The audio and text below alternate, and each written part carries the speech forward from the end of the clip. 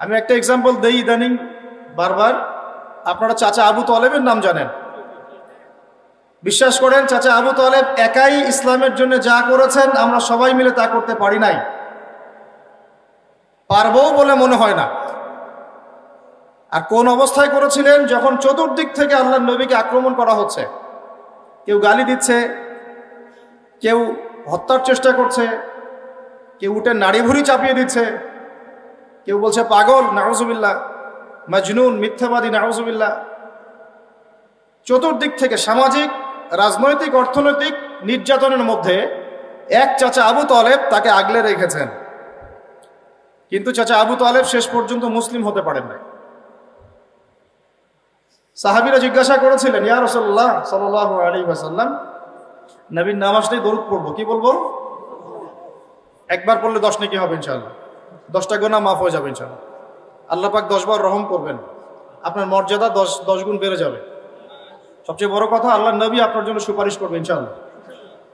তো তিনি এত সাহায্য করার পরে সাহাবীরা বলেছিলেন যে আল্লাহর নবী সাল্লাল্লাহু আলাইহি ওয়াসাল্লাম তিনি যে আপনাকে এত সাহায্য করলেন, কিয়ামতের মাঠে কি তিনি কোনো আজর পুরস্কার পাবেন না?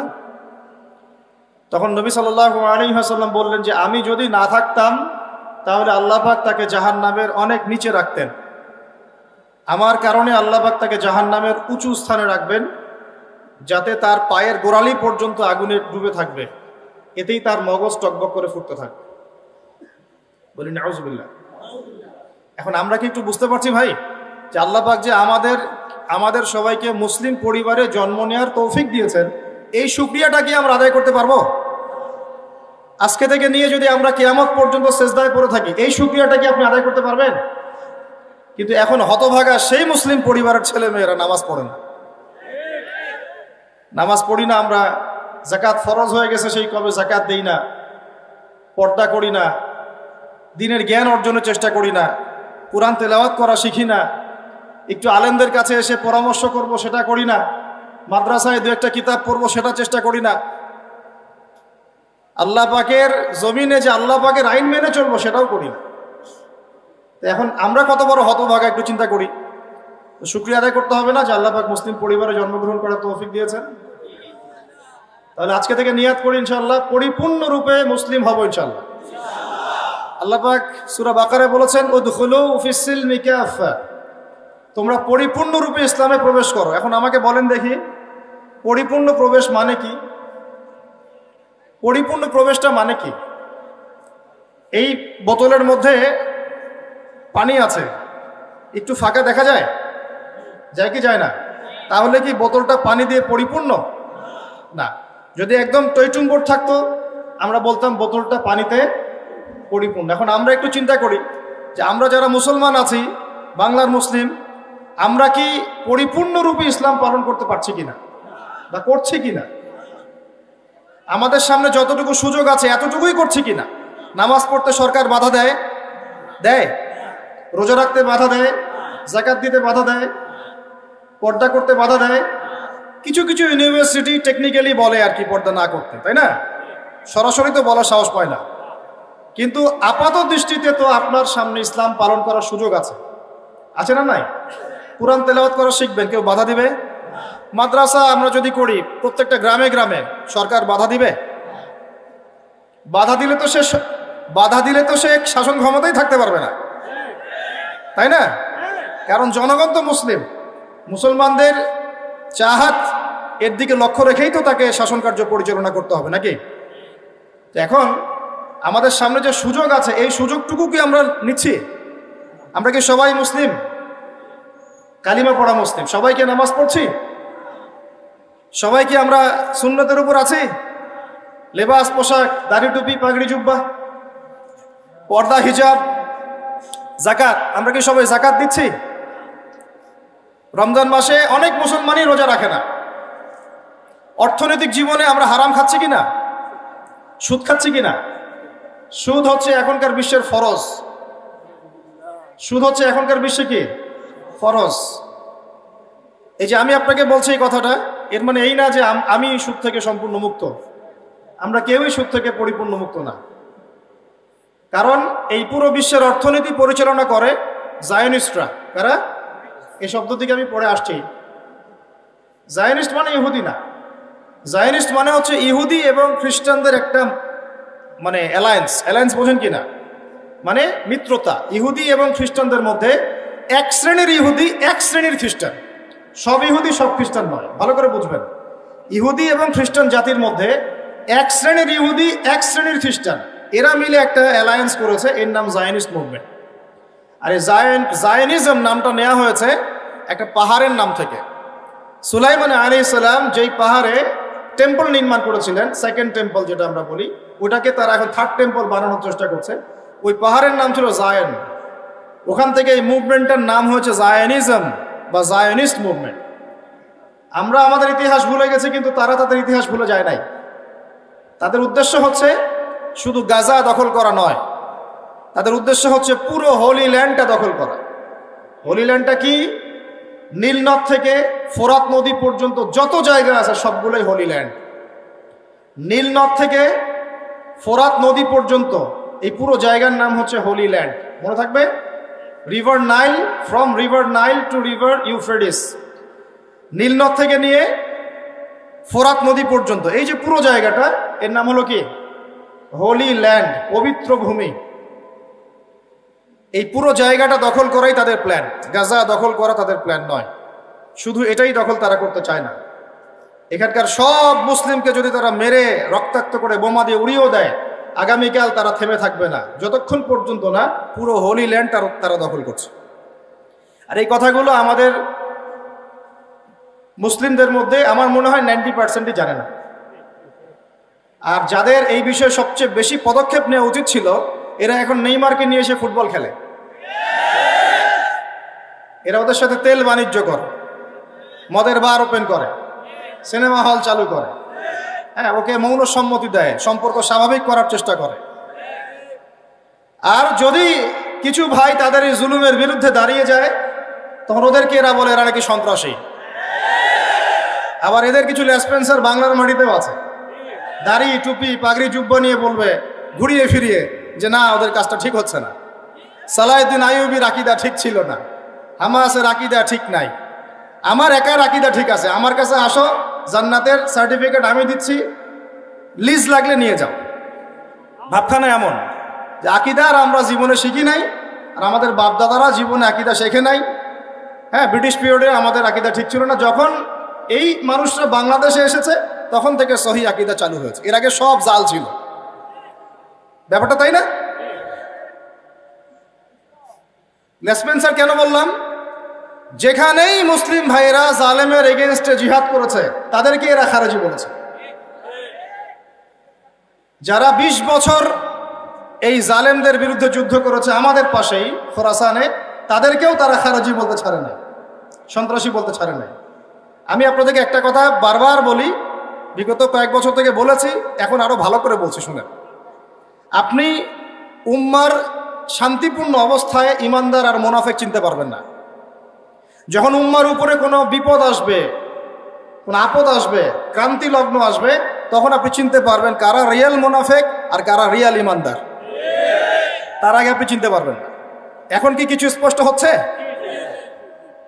এরাই আমাদেরকে আগে খারেজি বলতে, কয়দিন আগে যারা বলছে যে সালাউদ্দিন আইয়ুবী রাহিমাহুল্লাহ, আল্লাহ তার আত্মার উপর রহম করুন, আল্লাহ পাক তাকে জান্নাতুল ফেরদাউস দান করুন, যিনি ক্রুসেডারদের হাত থেকে 1187 সালের দিকে, প্রথম ক্রুসেড হয়েছে 1099 সালের দিকে, মানে ওদের পোপ মানে বোঝেন কিনা, ধর্মযাজক, এরা খ্রিস্টানদেরকে উস্কে দিয়েছিল জেরুজালেম দখল করার জন্য। এটাকে প্রথম ক্রুসেড বলা হয়। তো তখন তারা জেরুজালেম দখল করে ফেলে, এই জেরুজালেম যার কথা বলছে, এর মাত্র কয়েক বছর পরেই, 1 শতাব্দীর মধ্যেই সালাউদ্দিন আইয়ুবী রাহিমাহুল্লাহ তিনি এই জেরুজালেমটাকে মুক্ত করেন, কুফফারদেরকে ওখান থেকে বের করেন, পবিত্র ভূমি মুসলিমদের জন্য উন্মুক্ত করেন, আলহামদুলিল্লাহ। তো এখন কিছু মানুষ বলছে উনার আকীদা ঠিক ছিল না, উনার আকীদা আমল ঠিক ছিল না, বলছে আল্লাহ তো জালেমকে দিয়েও সাহায্য করতে পারে। সুবহানাল্লাহ।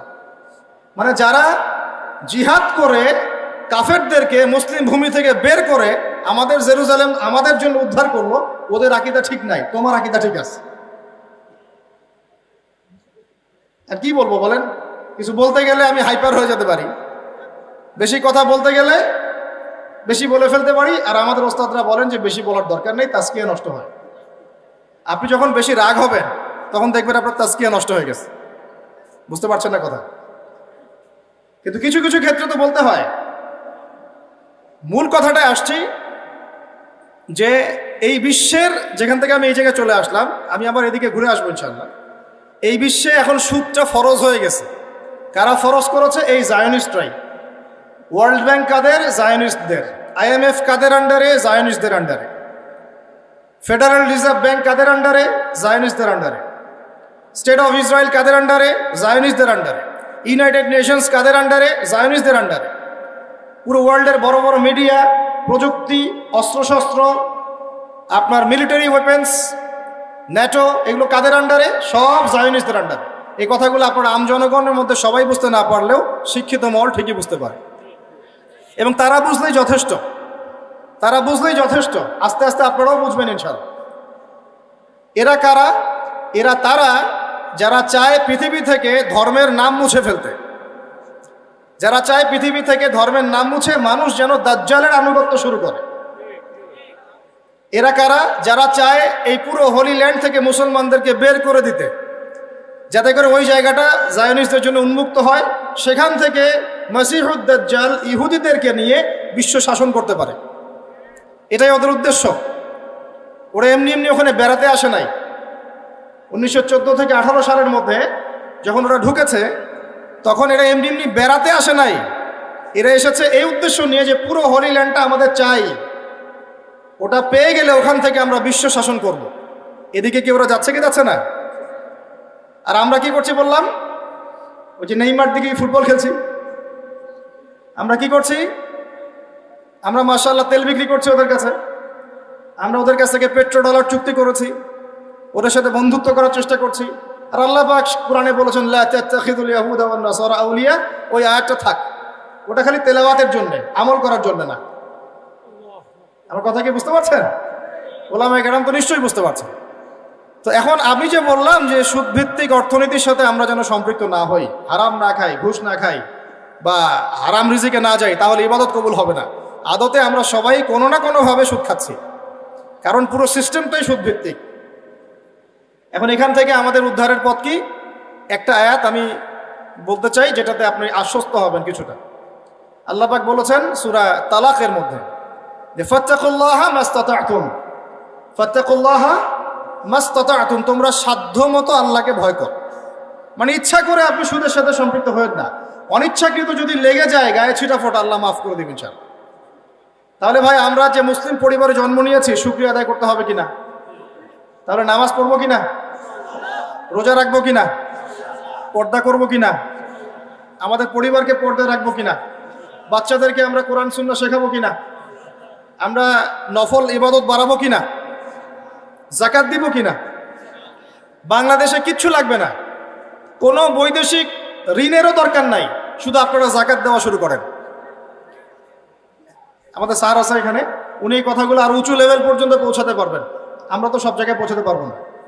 কোনো বৈদেশিক ঋণের দরকার হবে না যদি আমি যাকাত দেওয়া শুরু করি। যাকাতের খাত কয়টা? 8টা। কয়টা? 8টা। খাতগুলো খুঁজে খুঁজে বের করেন, মুফতি সাহেবদের সাথে পরামর্শ করেন, দেখেন শুধু যাকাতের টাকা দিয়েই দেখবেন দারিদ্রতা দূর হয়ে গেছে ইনশাআল্লাহ। এটা প্রমাণিত অর্থনীতি, এটা কোনো কাল্পনিক অর্থনীতি নয়।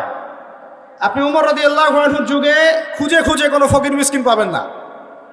পাবেন? উসমান রাদিয়াল্লাহু আনহুর যুগে আপনি খুঁজে খুঁজে মিসকিন পাবেন না। তাহলে তাদের সময় কিভাবে সম্ভব হলো, এখন কেন হয় না?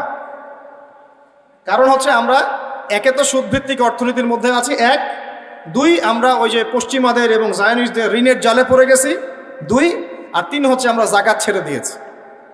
মাঝে মাঝে আমরা দেই টুকটাক যাকাত মসজিদে, মাদ্রাসা, এখানে ওখানে, আর মনে করি যে আমি পাক্কা মুসলমান হয়ে গেছি। প্রথম নসিহত আজকের, আল্লাহ পাক আমাকে আমল করার তৌফিক দান করুন, আপনাদের সবাইকে তৌফিক দান করুন। উদখুলু ফিস-সিলমি কাফা, তোমরা পরিপূর্ণরূপে ইসলামে প্রবেশ করো।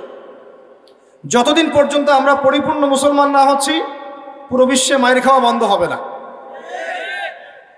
যে মুসলমান নামাজ পড়ে না সে কেন মায়ের খাবে না, আমাকে বুঝান। যে মুসলমানের নৈতিকতা নাই, 10টা টাকার জন্য ইমান বিক্রি করতে পারে, সে কেন মায়ের খাবে না? যে বোন পর্দা করার ফুরসতই পাচ্ছে না, তার কাছে মনে হচ্ছে দেহের প্রদর্শনীই মনে হয়, এটাই মনে হয় ভালো, তো সে কেন মার খাবে না, কেন ধর্ষণের শিকার হবে না? আমাকে বুঝান। যখন আমরা হারাম খাচ্ছি, কিভাবে আমাদের দোয়া আরো সে আজিমে পৌঁছাবে, আমাকে বুঝান। আর যখন আমরা রাষ্ট্রীয়ভাবে, জাতিগতভাবে আল্লাহর হুকুম আহকাম বিধানকে পাশ কাটিয়ে মানব রচিত বিধান চর্চা করছি, আল্লাহর রহমত কিভাবে নেমে আসবে, আমাকে বুঝান। আমি বুঝি না ভাই, আমাকে বুঝান। কোন অপশন আছে? একটা বিষয়ে কান খুলে শুনে রাখেন, আসন্ন সময়গুলোতে এই বিশ্বে শুধুমাত্র ইসলাম থাকবে, আর কিচ্ছু থাকবে না। আল্লাহ পাক এমন একটা প্রজন্ম অচিরেই নিয়ে আসবেন যারা এই রকম ইসলাম পালন করবে না, যারা 100% ইসলাম পালন করবে ইনশাআল্লাহ। তারা পরিপূর্ণ মুসলমানও হবে, ইসলামও পরিপূর্ণরূপে পালন করবে, আল্লাহর পথে দাওয়াতি কাজও করবে, প্রয়োজন হলে জিহাদও শরীক হবে। তখন দেখবেন ইনশাআল্লাহ এমন একটা প্রজন্ম আসছে, ওই প্রজন্মের কাছে এই জায়নিস্টরা বলেন আর পশ্চিমারাই বলেন, কেউ পেরে উঠবে না ইনশাআল্লাহ। আমি খোলামেলা কথা বললাম একদম। এই প্রজন্ম সামনে আসছে ইনশাআল্লাহ। আল্লাহ নবী বলেছেন এমন একটা জৈশ আসবে, যেই জৈশ ফালা নি'মাল আমিরু আমিরুহা ওয়ালা নি'মাল জাইশু যালিকাল জাইশ, কতই না উত্তম সেই বাহিনীর আমির আর কতই না উত্তম সেই সেনাবাহিনী। পৃথিবীর কোনো পরাশক্তি তাদের সাথে যুদ্ধ করে পারবে না। আস্তে আস্তে আস্তে আস্তে ওরা বাইতুল মুকাদ্দাস পর্যন্ত জয় করবে, কেউ ঠেকাতে পারবে। এখন বিশ্বের চিত্র দেখে কি আপনার এটা মনে হচ্ছে? এখন বিশ্বের চিত্র দেখে কিন্তু মনে হচ্ছে না। এখন বিশ্বের চিত্র দেখে মনে হচ্ছে সবকিছু আমাদের নেগেটিভ, আমাদের এগেনস্টে যাচ্ছে, তাই না? পুরো বিশ্বে আমাদের কোনো খেলাফত নাই। একটু বোঝেন, পুরো বিশ্বে আমাদের কোনো খেলাফা স্টেট নাই। খেলাফা স্টেট মানে কি? খেলাফা স্টেট মানে ওমর রাদিয়াল্লাহু আনহুর মতো শাসন, আল্লাহর রসুলের মতো শাসন, উসমান আবু বকর আলীর মতো শাসন রাদিয়াল্লাহু আনহুম আজমাইন। মানে যে স্টেটের মধ্যে আল্লাহ পাকের লস ছাড়া অন্য কোনো লস চলে না।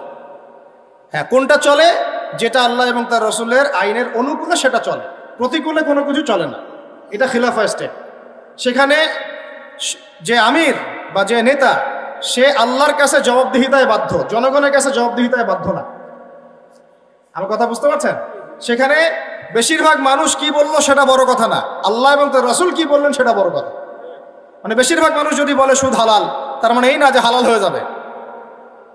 বুঝতে পারছেন কথা? আর বেশিরভাগ মানুষ যদি বলে মদ হালাল, তার মানে এই না যে মদ হালাল হয়ে যাবে। মনে করে আপনি ভোটাভুটি দিচ্ছেন, ভোটাভুটি করছেন, এখানে বেশিরভাগ বললো যে মদ হালাল হোক, খাওয়া যাবে, ভালোই তো। হ্যাঁ, বেপর্দায় চললে ভালোই, আমরা মেয়েদেরকে দেখতে পারলাম, নাউজুবিল্লাহ। তারপরে সুদ হালাল হলে কি সমস্যা? সবাই খেয়ে আমরা খেলে কি সমস্যা?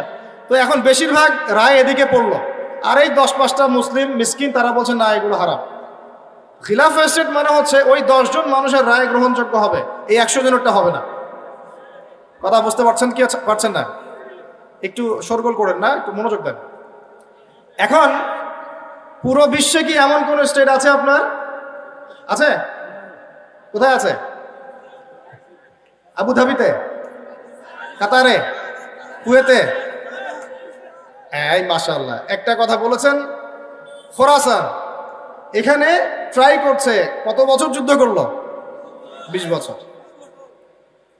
আমরা দোয়া করি আল্লাহ পাক প্রত্যেক মুসলিম রাষ্ট্রের রাষ্ট্রপ্রধানদেরকে শক্তিশালী করুন এবং তাদেরকে ইসলাম বোঝার তৌফিক দান করুন। তাদেরকে আল্লাহ পাকের জমিন আল্লাহর খলিফা হওয়ার তৌফিক দান করুন। দোয়া করতে কোনো সমস্যা? আল্লাহ পাক চাইলে আমাদের এই দেশটা এত উন্নত হবে, একদিন আমরা দেখবেন ইনশাআল্লাহ জাতিসংঘে ভেটো পাওয়ার দিব ইনশাআল্লাহ। যদিও এটা একটা কাল্পনিক স্বপ্নের মতোই, কিন্তু স্বপ্ন দেখতে দোষ আছে। তবে আমি নিশ্চিত, এটা আমি আমার কনফিডেন্স থেকে বলছি, ইমামুল মাহদি আসার সময় ইউনাইটেড নেশনস বলে কোনো নেশনস থাকবে না ইনশাআল্লাহ। ঈসা আলাইহিস সালাম যখন আসবেন, তখন জাতিসংঘ বলে কোনো সংঘ থাকবে না ইনশাআল্লাহ। আপনাদের কি মনে হয় ঈসা আলাইহিস সালাম যখন আসবেন, এসে জাতিসংঘে গিয়ে বলবেন আমার খেলাফা রাষ্ট্র কায়েমের অনুমোদন দেন? আপনার তাই মনে হয়? সে বলবে যে আমাকে ডলার দেন, ডলার দিয়ে কেনা বেচা করবো? হ্যাঁ, সে বলবে যে আপনার রেজুলেশন পাস করেন, আমি প্যালেস্টাইন থেকে, জেরুজালেম থেকে ইসলামী খেলাফত কায়েম করতে চাই, আমাকে সমর্থন দেন। তিনি কি এগুলো করতে যাবেন? আপনার মনে হয় তিনি এসে ওয়ার্ল্ড ব্যাংকে গিয়ে বলবেন আমাকে লোন দেন, IMF-এ গিয়ে বলবেন আমাকে লোন দেন? তার মানে ওই সময় এগুলোর কোনো অস্তিত্বই থাকবে না ইনশাআল্লাহ। এটা বোঝাই যাচ্ছে থাকবে না ইনশাআল্লাহ। এখন কথা শোনেন, সারা ওয়ার্ল্ডের অবস্থাটা একটু দেখেন, আমাদের অবস্থা দেখেন। আমাদেরকে এরকম কোনো খিলাফা স্টেট আছে? নাই। শেষ হয়ে গেছে কত সালে? 1914 সালে। কত সালে? তার আগ পর্যন্ত কিছু কিছু জায়গায় এটা ছিল। 14 সালে ধ্বংস হলো কার হাতে?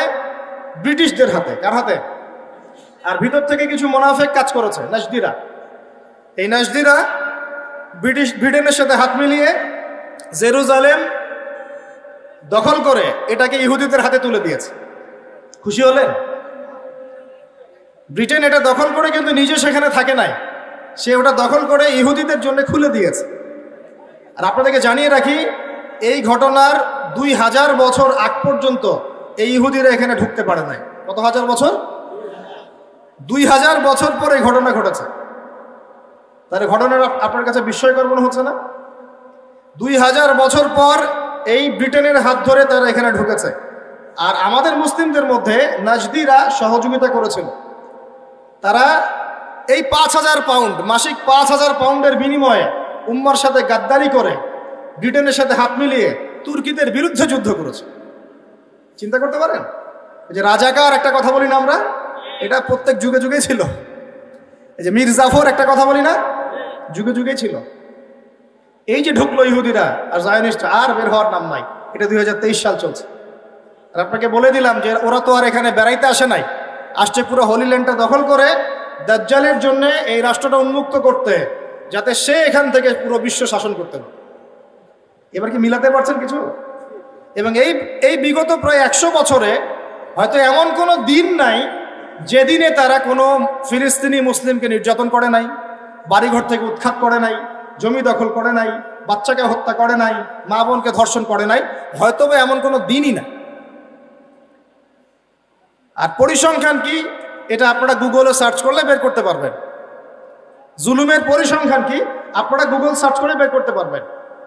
এই তো অক্টোবরের এই যে এই মাস ধরে চলছে, এই মাসেই তো অলরেডি 7 থেকে 8 হাজার মানুষকে তারা মেরে ফেলে নাই? চতুর্দিক থেকে মানুষ তামাশা দেখছে। মনে করেন এখানে আমরা বসবাস করছি, এদিকেও জায়গা নাই, এই যে বর্ডার বন্ধ, এটা মিশরের বর্ডার, এটা বন্ধ। ওইদিকে ইসরায়েল দখল করে রাখছে, ওইদিকেও যাওয়ার জায়গা নেই। আমরা এইটুকু জায়গায় থাকি, এইটুকু জায়গায় থাকে 22 লক্ষ মানুষ। কত লক্ষ ভাই? আর এখানে স্থল অভিযান চালানোর মতো সৎসাহস ওই ইসরায়েলি সেনাবাহিনীর নাই। এই কারণে ওদের দেশ থেকে মিসাইল ছুটছে, আর এখানকার বিল্ডিংগুলো একটা একটা করে ধসে পড়ছে। আর একদিনেই 600 শিশু মরে শেষ।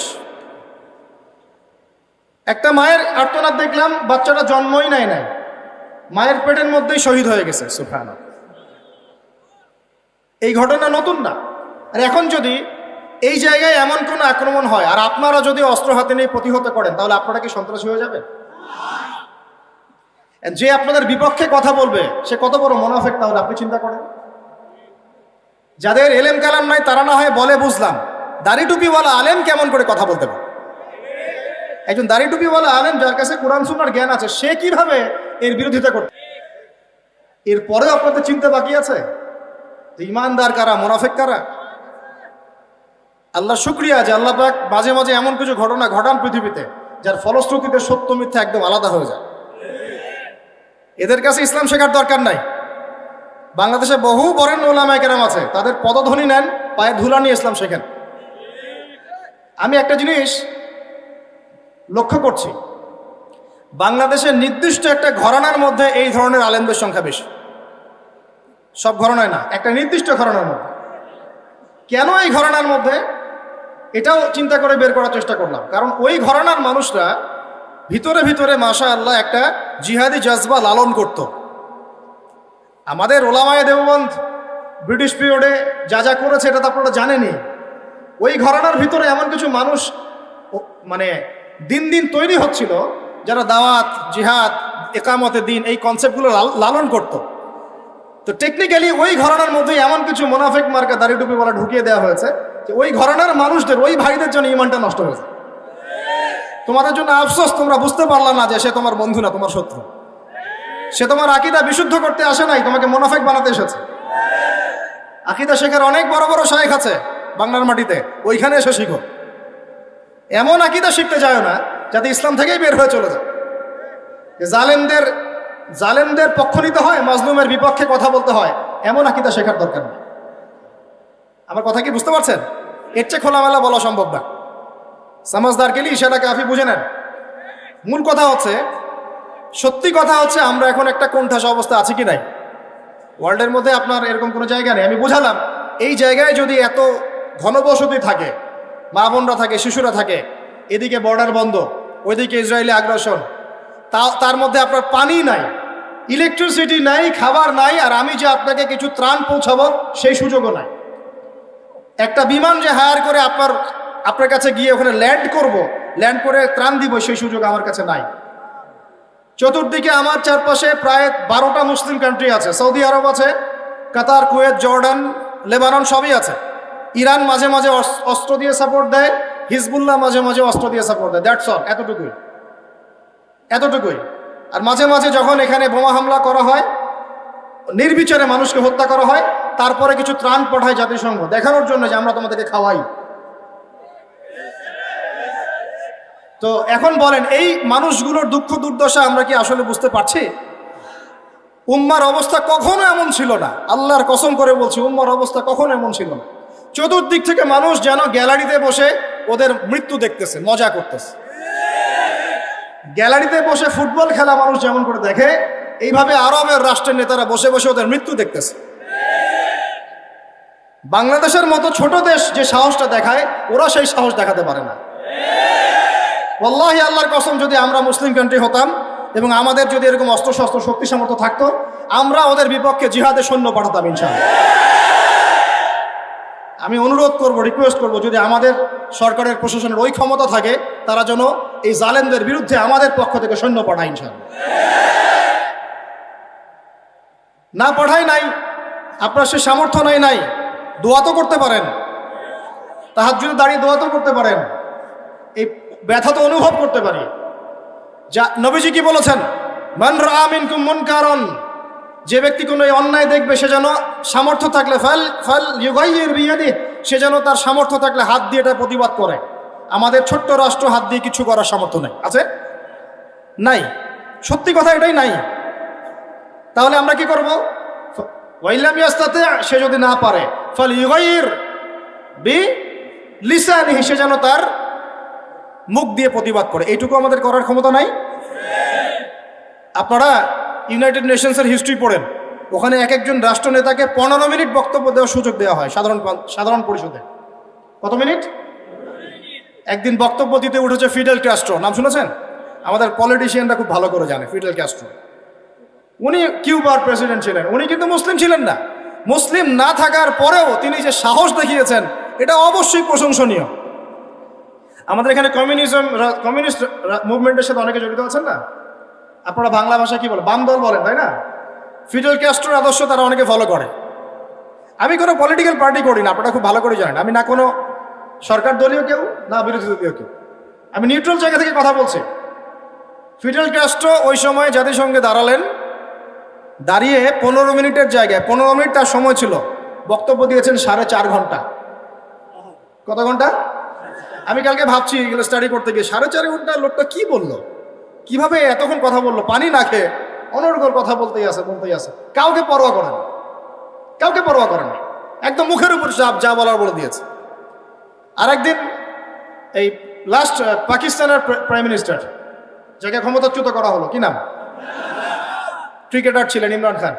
উনিও দাঁড়িয়ে 15 মিনিটের জায়গায় 50 মিনিট বক্তব্য দিয়ে দিল, মুখের উপর কথা বলে দিল। আরেকজন লিবিয়ার প্রেসিডেন্ট ছিলেন, নাম শুনেছেন? গাদ্দাফি, নাম শুনেছেন না? 15 মিনিটের জায়গায় 1.5 ঘন্টা বক্তব্য দিয়েছে। এবং সে বলেছিল যে মধ্যপ্রাচ্যে যতক্ষণ পর্যন্ত ইসরায়েলের মতো রাষ্ট্র আছে, সন্ত্রাসীর দরকার নাই। কে বলেছিল? এই ব্যাস নাই, তাকে গায়েব করে ফেলা হলো। কারণ যেই হক কথাটা বলবে, তার ভাগ্যে শাহাদাত আছে ইনশাআল্লাহ। এখন আপনারা চান কি না? ফাইলাম ইয়াস্তাতি ফাবিলিসানি, আপনি না পারলে আপনাকে জবান দিয়ে বলতে হবে। বলার সময় আমরা হিকমার সাথে বলবো, তবে হক কথাটা বলবো। আর যদি আপনি যদি মুখ দিয়েও বলতে না পারেন, ফাবিকলবিহি, তাহলে অ্যাটলিস্ট অন্তর থেকে ঘৃণা তো করতে হবে। চতুর্দিক থেকে আরবরা বসে বসে ওদের মৃত্যু দেখতেছে। এটা কি মনের ঘৃণার পর্যায়ে পড়ে? আল্লাহ নবী সাল্লাল্লাহু আলাইহি ওয়াসাল্লাম বলেন, ফাবিযালিকা আদআফু মিনাল ঈমান, এটা ঈমানের সবচেয়ে নিম্ন অংশ। এই অন্যায় জুলুম দেখে যার মন কাঁদছে না, ঈমানের সাথে তার কোনো সম্পর্ক নাই। আল্লাহর কসম, তার ঈমানের সাথে কোনো সম্পর্ক নেই। কিভাবে আপনি আর আমি এই বাচ্চাগুলোর মৃত্যু দেখতে পারি? আমরা তো এত ছোট রাষ্ট্র হওয়ার পরেও লক্ষ লক্ষ রোহিঙ্গাকে জায়গা দিয়েছিলাম, তাই নাই?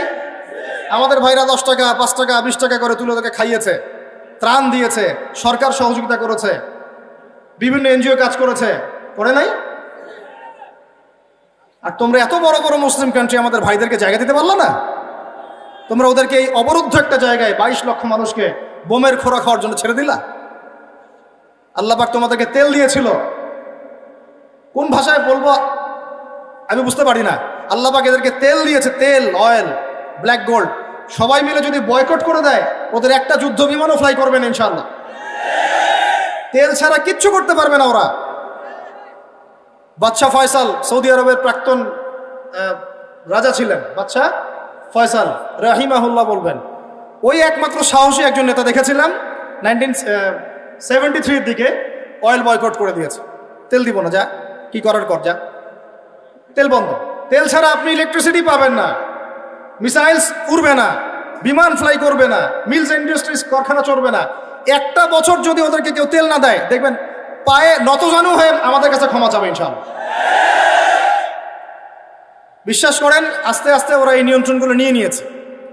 ওরা এই হোলি ল্যান্ড দখল করার আগে তার চারপাশে তাদের মন গড়া শাসকদেরকে বসিয়েছে। ওরা এই হোলি ল্যান্ডটাকে দখল করার আগে নিজেদের, বলে না, নিজেদের রেসের ঘোড়া, এই ঘোড়াগুলোকে যার যার জায়গায় বসিয়েছে। একটা এক্সাম্পল দিই আপনাদেরকে। আপনারা জানেন না যে তালেবানদের উপর হামলা করেছিল এই যে ইউএসএ, মনে আছে আপনাদের? কোন মাটি ব্যবহার করে করেছে বলেন দেখি? এক্স্যাক্টলি পাকিস্তান। আর পাকিস্তানের মাটি ব্যবহার করে যদি ওদেরকে বম্বিং করতে হয়, তাহলে ওইখানে আমার এমন একটা গভর্নমেন্ট লাগবে যে আমার মতো করে কথা বলে, যে আমার অনুকূলে, আমার বাধা কুকুর, বুঝেন নাই, যে আমার পোষা কুকুর। না হলে তো মাটি ব্যবহার করতে দিবে না, তাই না? তো প্রথমে এই 9/11-এর পরে তালেবানদেরকে আক্রমণ করার আগে ওরা আগে ওখানে পারভেজ মোশাররফকে বসিয়েছে, যাতে ওই জায়গাটা ব্যবহার করে ওখানে বম্বিং করতে পারে। এইভাবেই হোলি ল্যান্ডটাকে দখল করার জন্যে ওরা ওদের পোষা কুকুরদেরকে ডানে বামে বসিয়েছে, যাতে আমি মারবো, ওরা কিছুই করতে পারবে না, তামাশা দেখবে খালি থেকে। এটাই হচ্ছে এখন। এরা সবাই এতটুকু বলতে পারবে যে আমরা খুব উদ্বিগ্ন, এই বিষয়টা মানবতা বিরোধী অপরাধ, আমরা শান্তি চাই, এতটুকুই, বক্তব্য শেষ, ফুল স্টপ। কিচ্ছু করতে পারবে না। সবাই মিলে একটা টেবিলে বসে একটা জোট গঠন করা যায় না? সবাই মিলে এক টেবিলে বসে, মুসলিম শক্তিশালী রাষ্ট্রগুলো বসে, শিয়া সুন্নির এসব ব্যবধান ভুলে গিয়ে এক টেবিলের মধ্যে বসে একটা রেজলিউশন পাস করে ফোরাম করা যায় না? ফোরাম করে সব তেল বয়কট করে দেওয়া যায় না? একটা সব রাষ্ট্র থেকে শক্তিশালী মিলিটারি ফোর্সগুলোকে নিয়ে একটা অনন্য একটা ফোর্স গঠন করা যায় না? সম্ভব না এগুলা? আমি কি বলবো আমি জানি না, কিভাবে বললে আপনারা বুঝবেন তাও জানি না, আর আমিও জানি না এসব বলে কি হবে। আমি শুধু চাই আপনাদের মধ্যে একটা সচেতনতা তৈরি হোক, যাতে আপনারা আপনাদের পরিবার এবং পরবর্তী প্রজন্মকে বোঝাতে পারেন যা পৃথিবীতে চলছে এগুলো জুলুম। এই জুলুমের অবসান অচিরেই ঘটবে যখন আল মাহদি আসবেন এবং ব্ল্যাক ফ্ল্যাগস, কালো পতাকাধারী বাহিনী বের হবে ইনশাআল্লাহ। যুদ্ধ করতে করতে করতে করতে এরা বাইতুল মুকাদ্দাস পর্যন্ত জয় করবে। তোমরা আবার ওটাকে আইএসআইএস মনে করো না, ওদের মধ্যে অনেক ষড়যন্ত্র আছে। ইহুদিরা অনেক চালাক, ওরা কোরআন সুন্নাহ ঘাটাঘাটি করে আমাদের চেয়ে বেশি। কথা বুঝতে পারছেন? ওরা আবার ইচ্ছা করে কিছু মানুষ তৈরি করে, ওরা ইচ্ছা করে কিছু মুসলমানকে ট্রেনিং দেয়, যাতে করে এই মুসলমানদেরকে দিয়ে এমন কিছু করাবে, ওই ইস্যুটাকে কাজে লাগিয়ে আবার ব্যাপক বোমা হামলা চালায়।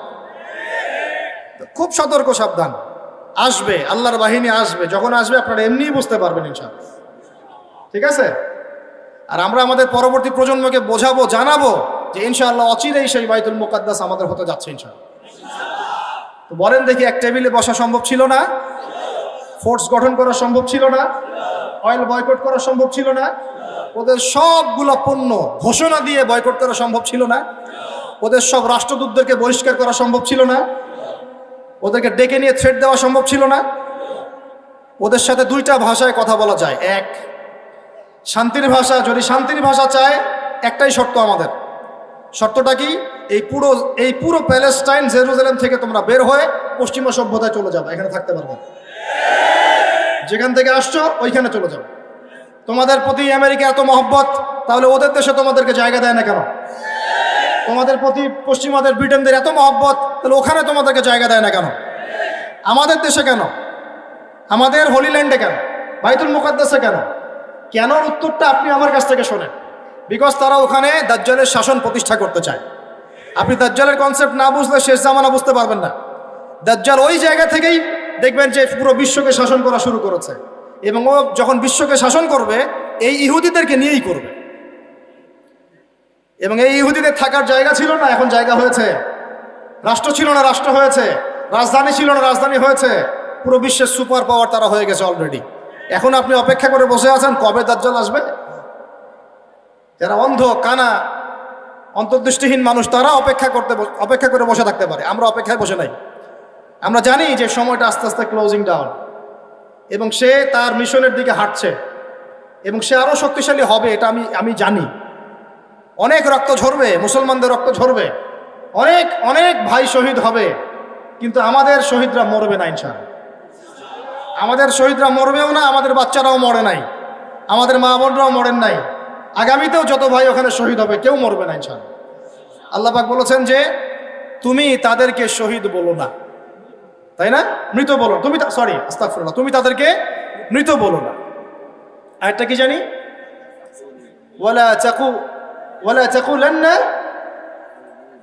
ولا تقولوا لمن يقتل في سبيل الله أموات ولا تقولوا لمن يقتل في